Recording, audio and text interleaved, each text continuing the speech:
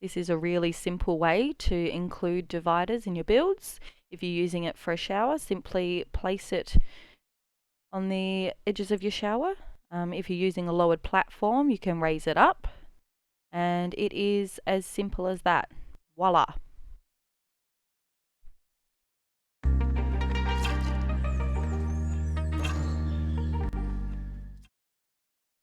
Next up, using dividers to create open doors. You're going to draw a wall so that you have a guide.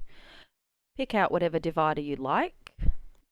You can see here, if you size it up, it's going to be way too big. So just place it in as is. Some of the other ones will reach the top just fine, but these particular ones have that gap at the top. You can then delete the walls. And using the debug menu, so just type debug in your little search bar, once you've entered the cheats of course. You can filter through to base game, and you can select any number of the walls that they have in there, or the fencing, to create or to fill in that gap at the top. So there are heaps to choose from, anything that looks like this. So there's, you know, stone ones, there's ones like this that are wood. There are plenty to choose from. As you can see, I've gone with the bricks. Size it down or up depending on which one you choose. Just make it the right size to fit. And again, raising that object up, slide it into place, and that will give the illusion that there is not a gap there now.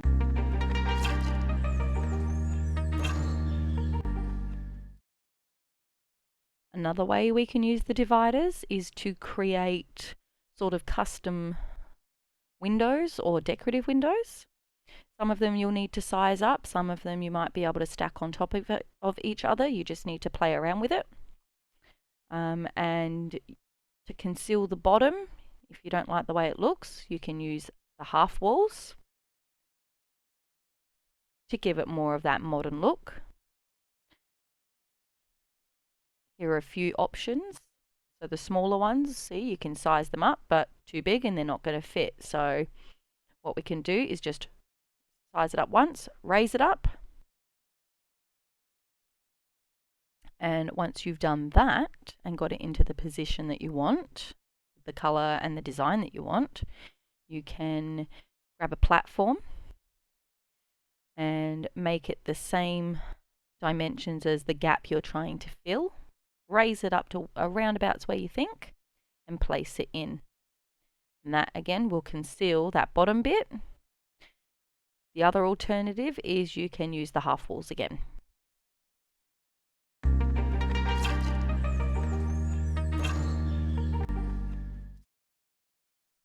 So sometimes we just need a little bit of different decor behind our benches or our cupboards. So this is a good way to include it as wall decor. So you simply hold Alt while you're moving the object and bring it as close to the wall as you can, using any of the counters you want, or any of the cabinets you want. You can place them there, like so. You can also just lower them right down to the ground if you'd like to put a row across the top as well. And you have your own unique background. If you want to put a mirror in it, as you can see, it's not going to work with them so close to the wall. It doesn't matter really which mirror you use. It's all going to come in front. And for the round one, that might be what you want. But if you don't, if you want it to sit behind the design, you need to just hold Alt and bring them slightly forward off the wall. Once you're happy with where they are, you can go ahead and place your mirrors in behind, however you like. This is where you get to be creative and sort of play around with it. And there you have it. Here are a couple of other dividers just placed in to show you.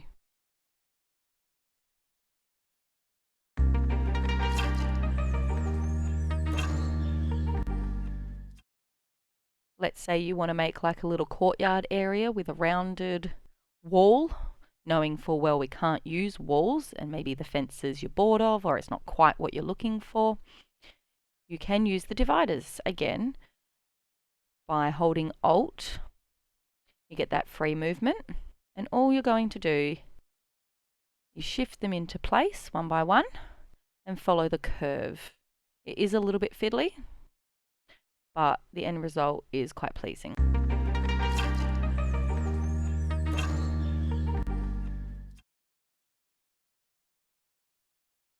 And last but not least, we're going to use the dividers to spice up the spa area. So the spa on top is purely base game, and the one on the bottom is going to be with various packs. So the idea is you are going to hold down Alt and move your dividers into place as closely as you can to the spa, and try and line it up as best you can, but there are going to be some spots that just are not going to line up, especially if you're using the base game dividers. But it doesn't really matter because we can conceal it later, as you'll see.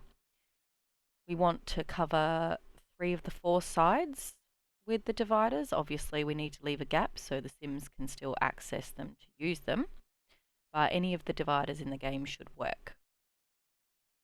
Once you've done this, it's really up to you how you choose to decorate. For the purpose of this tutorial, I'm just going to use these bushes just to hide the base of the dividers, and as you can see, it kind of just conceals those little areas that aren't quite right, just blends it in a bit. But yeah, you can get creative and you can use all sorts, bushes, trees, plants, you can use pillars or columns, anything really. I've just gone for the basic shrubbery for the purpose of this tutorial.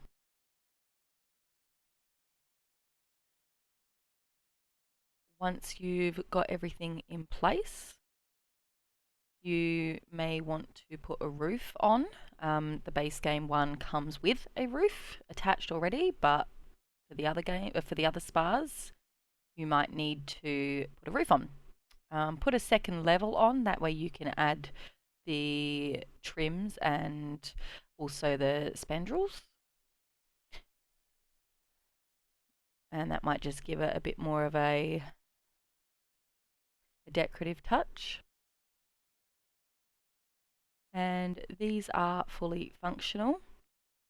The only issue being if you choose to use shrubs like this and put them against the dividers to make it more like a lattice, it can interfere with the spa. So you want to try and get it as close to the lattice as possible. And if you have an issue, simply drag that spa forward a bit. Just move it around a little until you find the right spot. Once you've done that, your spa is complete. And it is fully functional, as you can see. Thanks for watching my video, guys. If you enjoyed what you saw and you want to see more, make sure you subscribe and also click on that notification bell so you don't miss out on new content. You can also check me out on my socials.